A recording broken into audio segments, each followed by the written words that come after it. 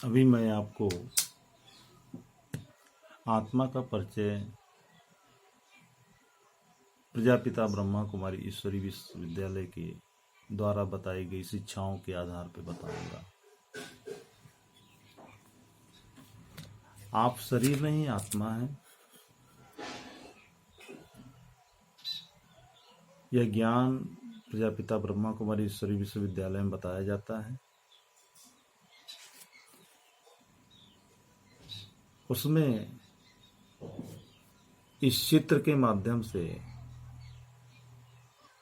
बातें समझाई जाती है।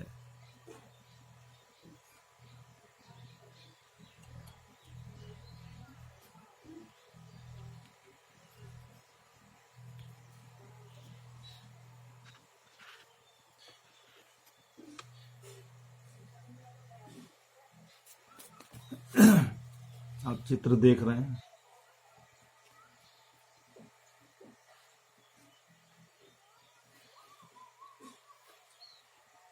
इसमें लिखा है आप आत्मा है, यू आर ए सोल।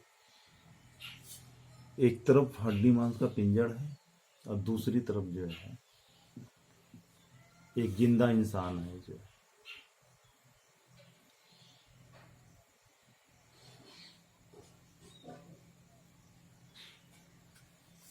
ध्यान से देखें चित्र को। हम जीवित तब हैं जब इस हड्डी मांस के पिंजड़ में आत्मा का रहना होता है।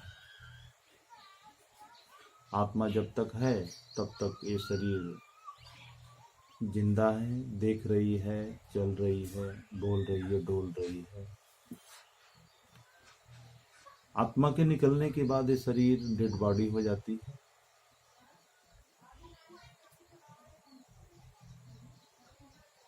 जैसे शरीर 5 तत्वों से बना है, क्षिति जल पावक गगन समीरा, वैसे आत्मा भी 3 शक्तियों से परिपूर्ण है। इसमें मन, बुद्धि और संस्कार।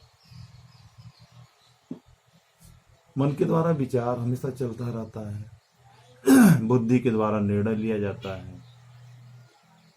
फिर जो कर्म करते हैं वो संस्कार के रूप में भर जाता है। ये आत्मा बहुत ही छोटी सितारे के समान है और भ्रिकुटी तख्त मस्तक पर यहाँ विराजमान है। अब देखने का काम आत्मा ही करती है, बोलने का काम आत्मा करती है, सुनने का काम आत्मा करती है।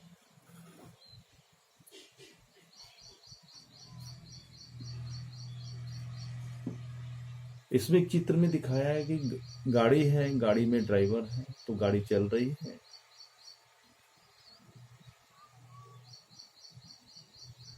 और ड्राइवर निकल गया तो गाड़ी खड़ी हो गई।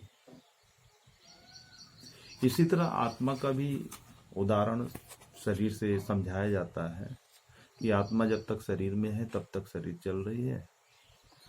आत्मा के निकल जाने के बाद ये शरीर किसी काम का नहीं रहता है।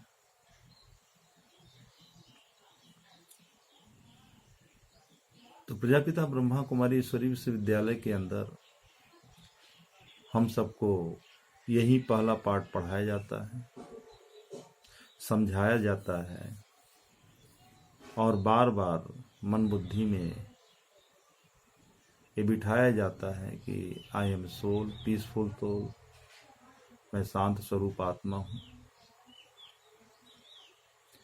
इसको बार बार अंदर में रिपीट करते रहने से